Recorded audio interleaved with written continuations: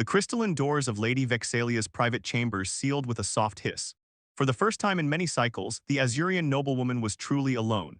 Her husband, High Commander Thorax, had departed hours earlier for yet another diplomatic mission, this one to the Centaurian Nebula, where tensions with the hegemony demanded his particular brand of cold calculation.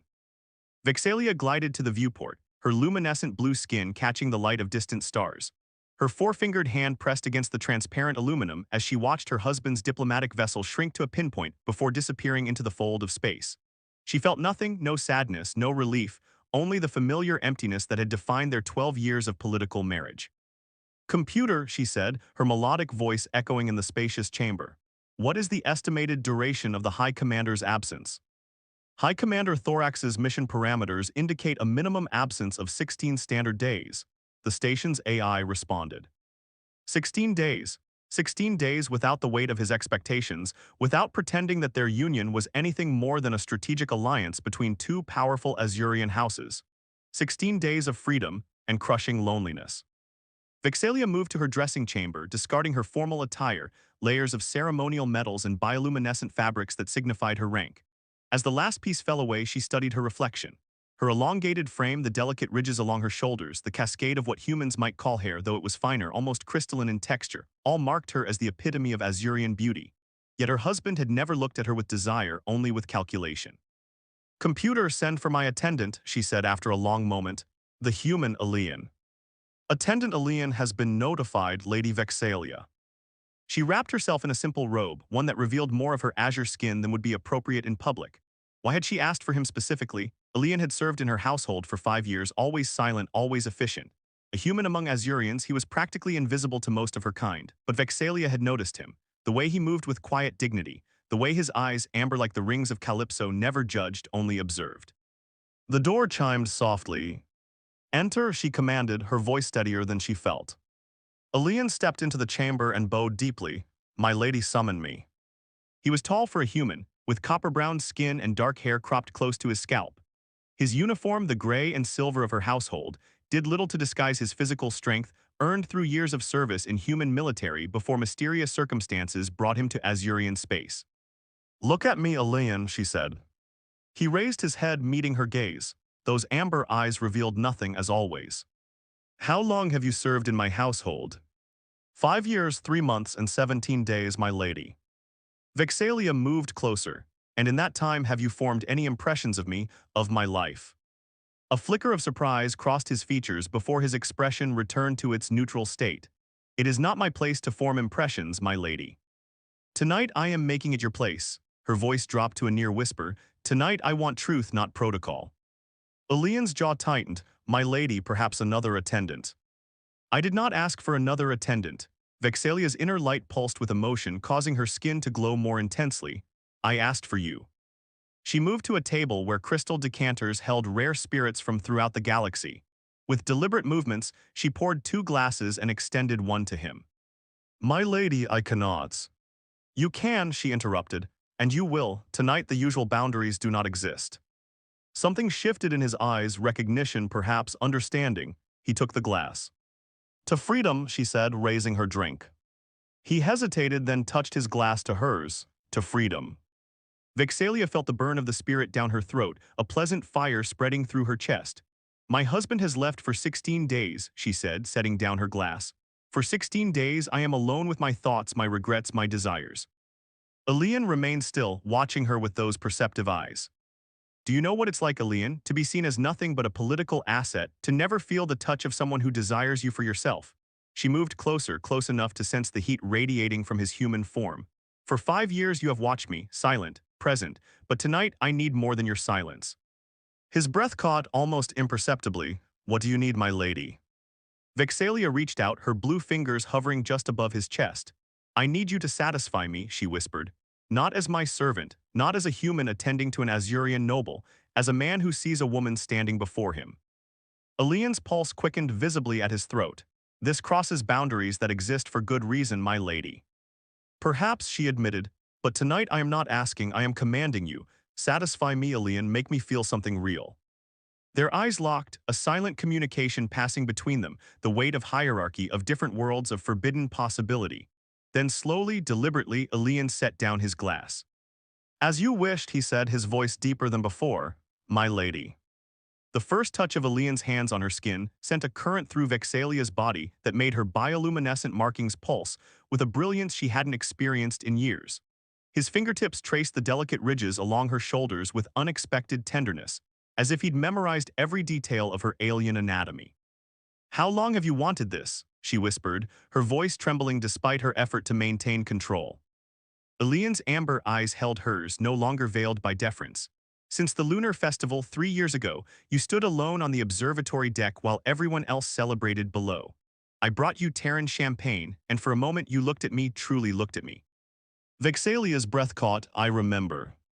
She had been abandoned by her husband within minutes of their arrival, left to represent their united houses while he conducted business behind closed doors. Elian had appeared silently at her side, offering rare earth champagne in a crystalline flute. For a fleeting second, their fingers had brushed. Now in the privacy of her chambers, those same fingers moved with deliberate purpose, untying her simple robe. The garment fell away, leaving her exposed in the starlight that filtered through the viewport. Elian drew in a sharp breath at the sight of her azure skin that seemed to capture and release the very essence of light.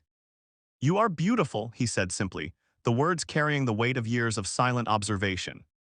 You've never spoken to me this way before, Vexalia murmured, reaching for the fastenings of his uniform. Why now? Because you commanded me to speak truth, not protocol. His uniform jacket fell away, revealing the muscled contours of his human form. And the truth is that I have watched you wither in this marriage, your light dimming with each passing cycle. His honesty struck her more powerfully than any physical caress. Tears formed in Vexalia's large, almond-shaped eyes, collecting like liquid diamonds before spilling down her cheeks. Elian caught one on his fingertip, studying the way it refracted light. Even your sadness is beautiful, he whispered. Vexalia stepped closer, pressing her body against his. The heat of his human skin against her cooler Azurian flesh created a sensation that made her gasp. Then give me something besides sadness to feel, she commanded, though her tone had softened to something closer to a plea. Elian lifted her with surprising ease, carrying her to the bed chamber where sheets of rare nebulan silk awaited them. He laid her down with reverence, then stood back, still hesitant. My ladies. Vexalia, she corrected. Here now I am simply Vexalia. The sound of her name on his lips broke something open between them. Elian joined her on the silken sheets, his hands exploring the luminescent patterns that flowed across her skin like living constellations. With each touch, the patterns brightened, responding to her rising desire. I've studied your kind, he admitted between kisses along the curve of her neck. Your biology, your customs, your pleasures. Vexalia arched beneath him. You've been preparing for this. A smile touched his lips, the first true smile she had ever seen from him. I've been preparing to serve you in all ways, whether this moment ever came or not. His knowledge of her body was indeed comprehensive. He found secret places where Azurian nerves clustered beneath the surface, applying precisely the right pressure to make her inner light flare so brightly that the entire chamber was bathed in blue radiance. When his mouth replaced his hands, Vexalia cried out, all pretense of noble composure abandoned. In turn, she explored him with curious fingers, discovering the strange warmth of human skin, the rapid beating of his single heart. Their species had enough compatibility to find pleasure together, though certain differences required creativity and communication, something absent from her marital bed, where duty rather than desire had always been the guiding principle. Is this what it's supposed to be like? She whispered as waves of pleasure built within her, making her skin illuminate in pulsing patterns. This connection. Yes, Elian answered, his voice strained with his own mounting desire. This is what happens when two beings truly see each other. When they finally joined completely, Vexalia's bioluminescence reached such intensity that it seemed as if a star had been born within her chambers. The light emanating from her skin cast Elian in ethereal blue, transforming his human features into something almost Azurian, as if in this moment they had transcended their separate species. Afterward, they lay tangled together, her cooler body temperature balanced by his warmth. Vexalia traced patterns on his chest, watching the sweat dry on his skin. Tell me, she said softly, what do you see when you look at me? Not the Lady Vexalia, but me. Elian considered for a long moment. I see someone who has been treated as an ornament when she was born to be a leader. I see wisdom constrained by tradition. I see passion hidden beneath protocol. His fingers intertwined with hers. I see someone who deserves more than to be a trophy in a political alliance. Tears threatened again, but Vexalia blinked them away. And what do you want, Elian, beyond this night, beyond your service? Something I never thought possible until now, he admitted. His eyes, amber in the dim light after her glow had subsided, held a vulnerability she'd never witnessed before. Freedom to choose my own path and perhaps, if such a thing could ever be, to walk it with someone who sees me as more than my station. Vexalia rested her head on his chest, listening to the steady rhythm of his human heart. 16 days, she murmured. We have 16 days before reality returns. Elian's arms tightened around her, then let's make each one count. Neither spoke of what would happen when the High Commander returned, when the boundaries between noble and servant would have to be restored. For now, in the quiet aftermath of their passion, they allowed themselves to simply exist in a moment that belonged to them alone. A secret space carved out of the vast, cold expanse of the universe where, against all odds, they had found each other. 5 days had passed since that first night, each one bringing Vexalia and Elian closer in ways that transcended the physical connection they shared. During daylight cycles, they maintained the careful charade, she the distant noblewoman, he the dutiful servant. But when the station's lights dimmed to simulate night, they created their own world within her chambers. Tonight, they sat cross-legged on her private garden terrace, surrounded by rare botanical specimens from a dozen worlds.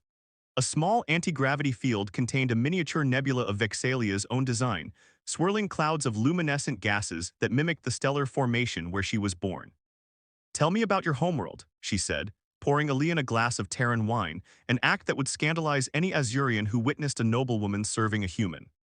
Elian took the glass, his fingers deliberately brushing against hers. Earth, it's chaotic, beautiful, conflicted. He looked up at the viewport above them where distant stars gleamed. None of those stars is Sol, Earth's sun, we're too far away. Do you miss it? Parts of it, the oceans, the changing seasons. He took a sip of wine, but Earth wasn't kind to me toward the end. Vexalia's bioluminescent patterns shifted to a deeper blue, reflecting her concern. You've never spoken of how you came to serve in an Azurian household. Elian's expression darkened. I was a military engineer. My unit was assigned to establish diplomatic relations with your people after first contact. There was an incident, a misunderstanding between cultures that resulted in deaths on both sides. He stared into his wine. I was blamed, court-martialed, dishonorably discharged. But it wasn't your fault, Vexalia said, reading between the lines. No, I tried to prevent it. When I couldn't, I saved as many lives as possible, both human and Azurian. His jaw tightened. High Commander Thorax witnessed my actions. He arranged for my sentence to be commuted to service in an Azurian household. Your household. Vexalia's eyes widened. My husband brought you here, he never told me. The High Commander collects useful assets, Elian said, his voice neutral but his meaning clear. I was one such acquisition. Vexalia rose in a fluid motion, moving to stand at the edge of the terrace. Is that what I am to him as well, an acquisition? Elian set down his glass and joined her. You know the answer to that. She did. Her marriage had been arranged to unite two powerful houses, strengthening both politically and economically. There had never been any pretense of love, but she had hoped for respect, for partnership. Instead, she had received indifference. What would have happened to you on Earth? She asked, changing the subject. 20 years in a military prison, most likely. His hand found hers, warm fingers intertwining with her cooler ones. In some ways, your husband saved me, though I doubt compassion was his motivation. No, Vexalia agreed, Thorax doesn't act from compassion. A comfortable silence fell between them as they gazed at the stars. Elian's thumb traced small circles on her palm, sending pleasant shivers along her arm. There's a Terran myth, he said after a while, about a queen who fell in love with a commoner. When they were discovered, the gods were so enraged they turned the lovers into constellations, forever separated by the void of space, able to see each other but never touch. Vexalia's free hand reached up to touch his face. A tragic story. Most human love stories are, he admitted with a small smile. We seem to believe that love is only meaningful if it involves suffering. And what do you believe? Before he could answer, the door to her chambers chimed. Vexalia stepped back from Elian immediately, her posture shifting to one of regal authority. Who is it? She called. Advisor Melora requests an audience, my lady, the station's AI announced. Vexalia and Elian exchanged a look of alarm. Melora was her husband's most trusted advisor, and his eyes and ears when he was away. For her to visit at this hour was unusual and concerning. One moment, Vexalia called, then whispered urgently to Elian, the servant's passage, go. Elian nodded, but before he left, he pressed a quick, fierce kiss to her lips. Until tomorrow, he promised. Vexalia watched him disappear through the hidden door before adjusting her robes and composing her features. Computer, admit advisor Melora. The main door slid open to reveal a tall, willowy Azurian female with skin of the palest blue, almost white, that marked her as a member of the ancient aristocracy. Her eyes, large and entirely black without visible pupils, fixed on Vexalia with unsettling intensity. Lady Vexalia, Melora said, bowing with precise formality, I apologize for the lateness of my call. Advisor, Vexalia acknowledged with a slight nod. What brings you to my chambers at this hour? Melora glided into the room, her movements fluid and graceful. Her gaze swept across the space, lingering on the two wine glasses on the garden terrace. I bring news from the High Commander. His mission has been complicated. There have been developments with the hegemony. Is he well? Vexalia asked, more out of obligation than concern. Quite well, however, his return may be delayed. Melora moved closer, her head tilting slightly. He asked me to ensure you are properly attended to in his absence. Something in the advisor's tone made Vexalia's skin cool by several degrees. I am well provided for, as always. Please convey my gratitude to my husband for his concern. Indeed, Melora's gaze drifted again to the wine glasses. I couldn't help but notice you appear to have had company. Vexalia maintained her composure. I was reviewing diplomatic correspondences with my staff earlier. Of course, Melora's lipless mouth curved in what might have been a smile, though I was unaware that Terran wine was standard refreshment for staff meetings. Before Vexalia could respond, Melora continued. There have been, whispers Lady Vexalia, unusual patterns of movement among your human servants, late-night summonses, extended private audiences. I wasn't aware that my household management was subject to surveillance, Vexalia said coldly. Everything within this station is the High Commander's concern, Melora countered smoothly, especially matters that might reflect upon his honor. The threat was thinly veiled. Vexalia drew herself up to her full height, her bioluminescence brightening with controlled anger. If the High Commander has concerns about my conduct, he should address them to me directly upon his return. As you wish, Melora bowed again, the gesture somehow both respectful and mocking. I simply thought to spare you potential discomfort. She moved toward the door, then paused. Oh, and Lady Vexalia, do give my regards to your human attendant, Elian, isn't it, such a dedicated servant to attend you at all hours. With that parting shot, Melora departed, leaving Vexalia standing rigidly in the center of her chambers, her heart racing with a mixture of fear and defiance. Only when the door sealed did she allow herself to sink onto a nearby chair, her luminescence dimming with distress. The danger had always been present, but now it had a face and a voice.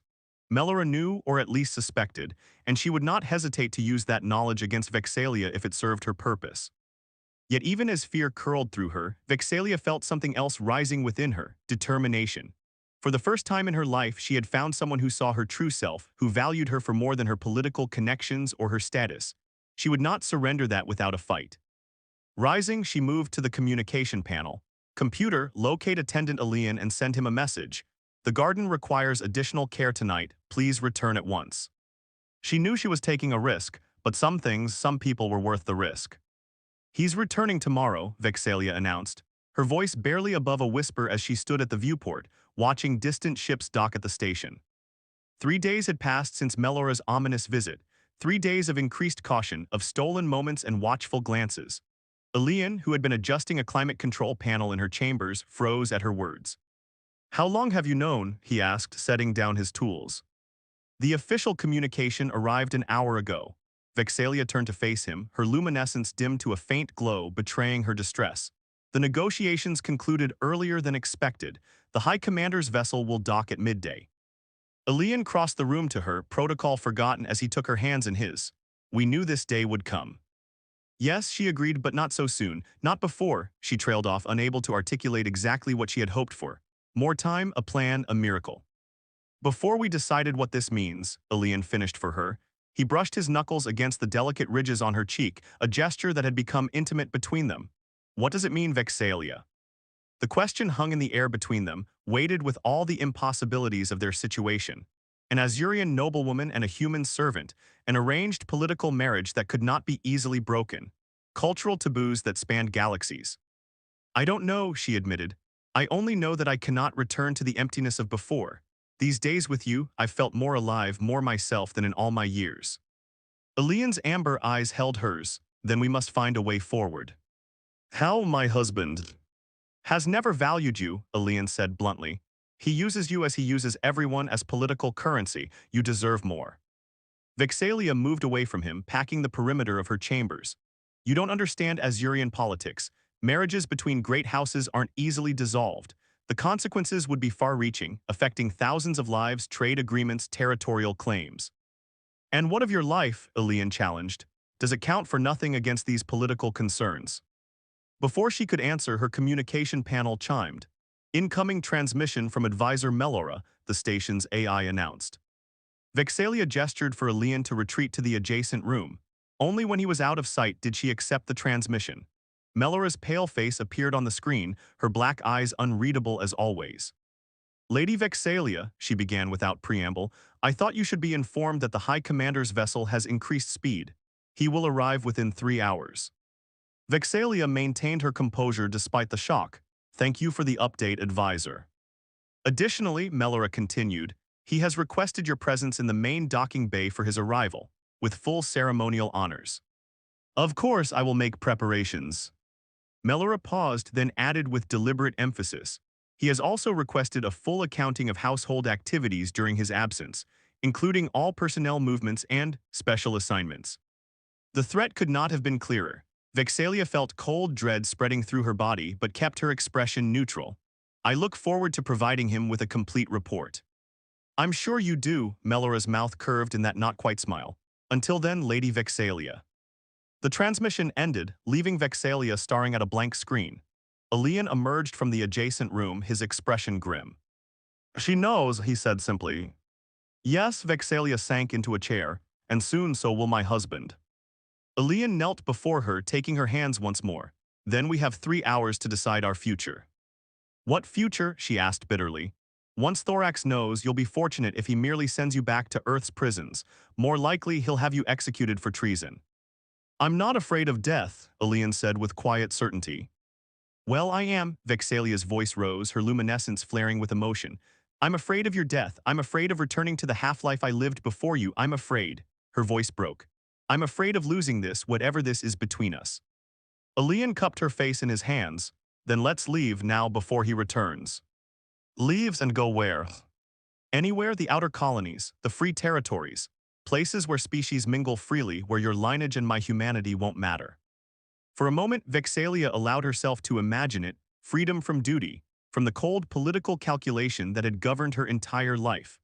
A chance to discover who she might be beyond Lady Vexalia of House Thalaxis, trophy wife of High Commander Thorax.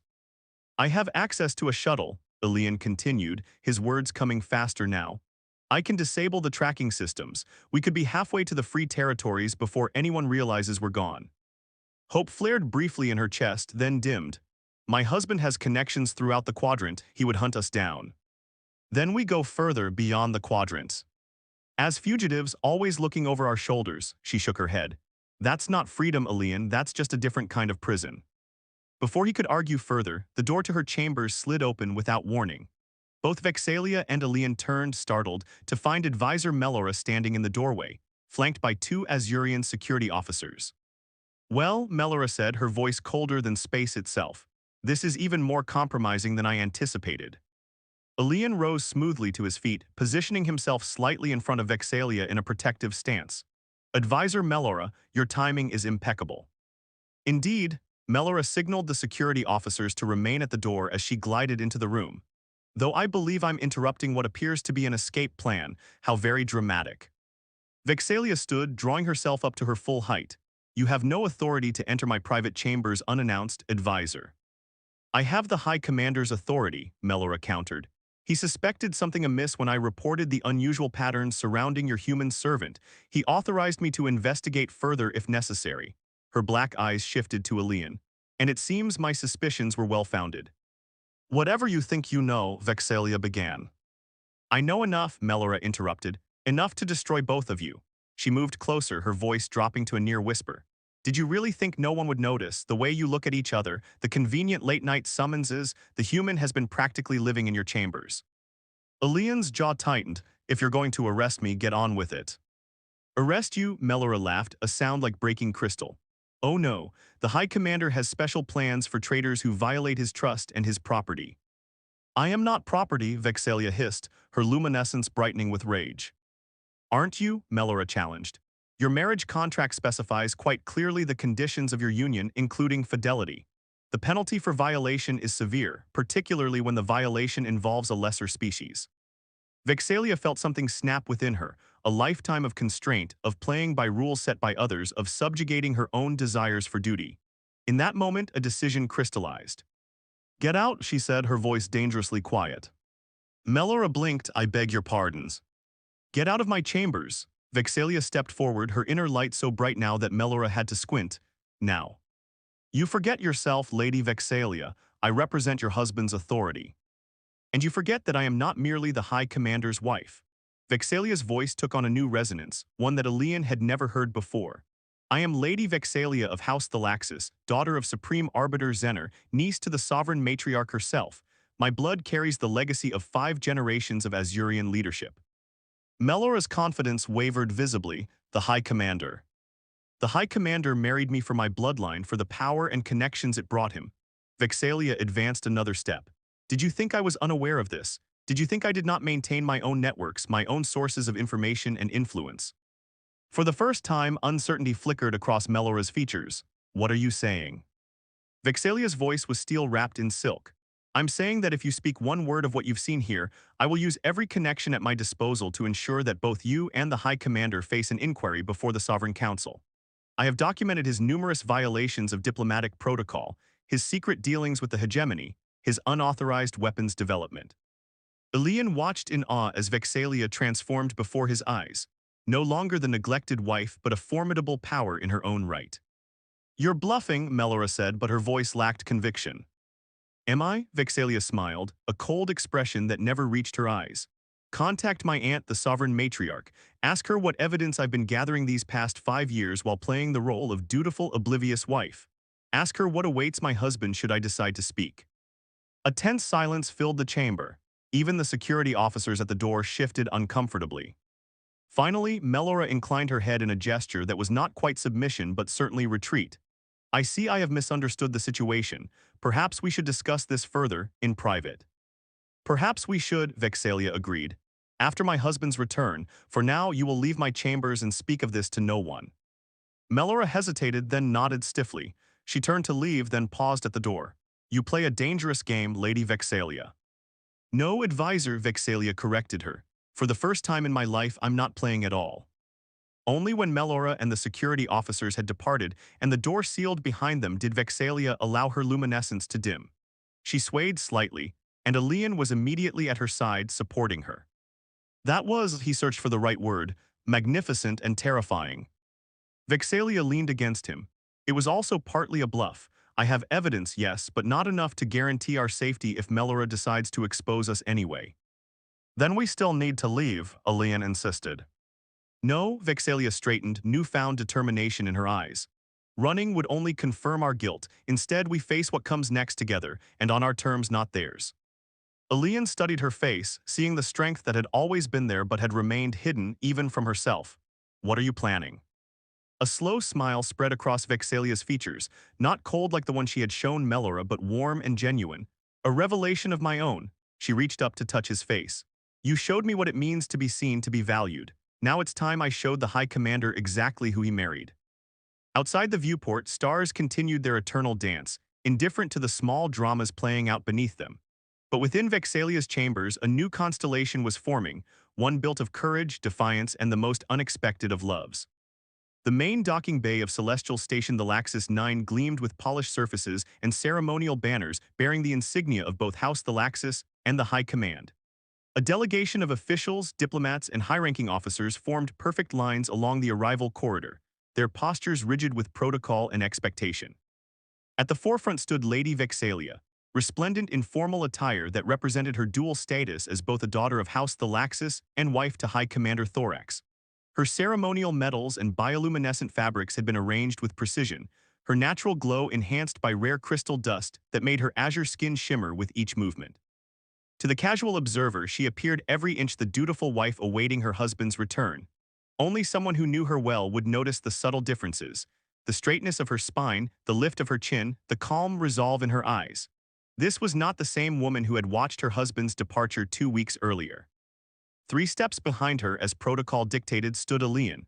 His gray and silver uniform was impeccable, his expression appropriately neutral for a human servant at an Azurian ceremony. Yet he too carried himself differently, a man prepared for whatever might come, rather than one resigned to his station. A series of tones announced the successful docking of the High Commander's vessel. The assembled crowd shifted subtly, preparation rippling through their ranks. Advisor Melora glided to stand beside Vexalia, her pale features composed but her black eyes watchful. "You look particularly radiant today, Lady Vexalia," Melora observed quietly. "One might almost say, transformed." Vexalia smiled without looking at the advisor. "Life is full of transformations, wouldn't you agree? Some visible, some not." Before Melora could respond, the massive docking bay doors parted with a pneumatic hiss. High Commander Thorax emerged, flanked by his personal guard. He was tall even for an Azurian, his skin a deep indigo that marked his noble bloodline, his face a study in aristocratic angles and cold authority. As tradition demanded, Vexalia stepped forward to meet him, bowing with precise formality. "Welcome home, my husband. May the stars continue to favor your endeavors." Thorax acknowledged her greeting with the barest inclination of his head. "Lady Vexalia, I trust all has been well in my absence." "Most illuminating," she replied, using the traditional response but infusing it with a meaning only she and perhaps Melora would understand. The High Commander's gaze lingered on her face for a moment longer than usual, as if detecting something different but unable to identify it. Then he turned to address the assembled dignitaries, launching into a formal speech about the successful negotiations with the hegemony. Vexalia maintained her perfect posture throughout the ceremony, aware of Melora's occasional glances and Elian's steady presence behind her. She had prepared for this moment for 3 hours, rehearsing what she would say, how she would say it. Now she waited, patient as the stars themselves. When the ceremony concluded, Thorax gestured for Vexalia to accompany him to their private transport. As they walked, followed by his guards and advisors, he spoke without looking at her. "Advisor Melora has informed me of some irregularities during my absence." Vexalia's luminescence remained steady. "Has she? How interesting." She seemed reluctant to provide details, which is unlike her. His voice was measured, calculating. "I find myself curious about what could cause my most trusted advisor such hesitation." They entered the transport, a sleek vessel designed for internal station movement. With a gesture, Thorax dismissed everyone except Vexalia, Melora, and, surprisingly, Elian, whom he ordered to pilot the craft.